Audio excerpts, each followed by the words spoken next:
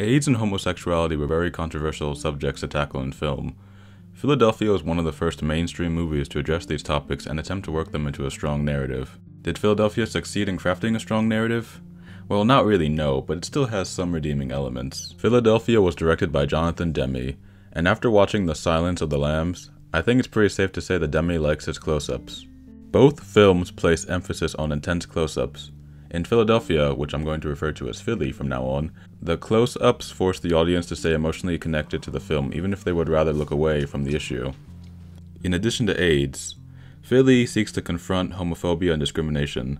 The film is set in and titled Philadelphia, also known as the City of Brotherly Love, and the same city where the United States Declaration of Independence was created, which stated that all men are created equal. The movie is essentially saying that we're all the same.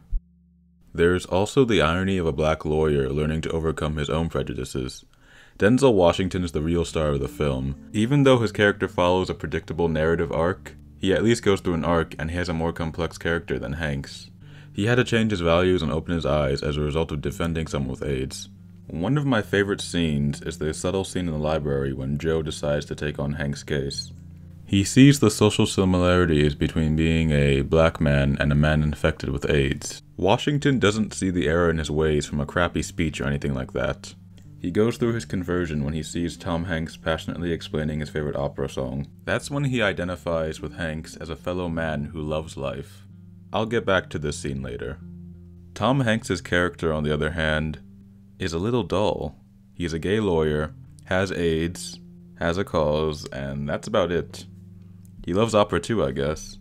Hanks is more of a symbol of a gay man with AIDS than he is an actual character. Eventually, these two guys take on a law firm and the result is a fairly predictable courtroom drama. Philadelphia depends upon a risk-free courtroom drama formula to add suspense to a story that only has one obvious outcome.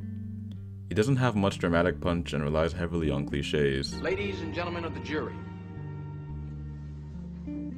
forget everything you've seen on television and in the movies. The villains who fire Hanks are also pretty flat.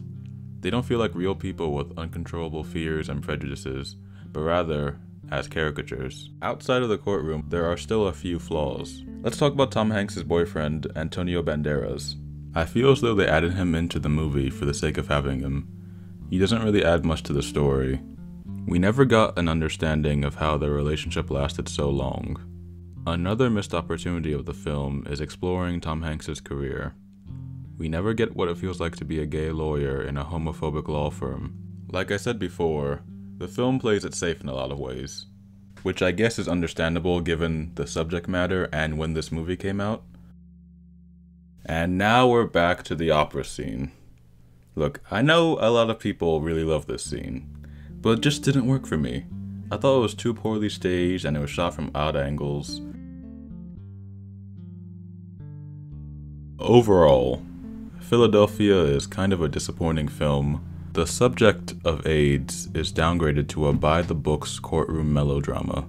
I suppose the film should be praised for being a major Hollywood film to focus on the subjects of AIDS and homophobia. Unfortunately, it just didn't take enough chances.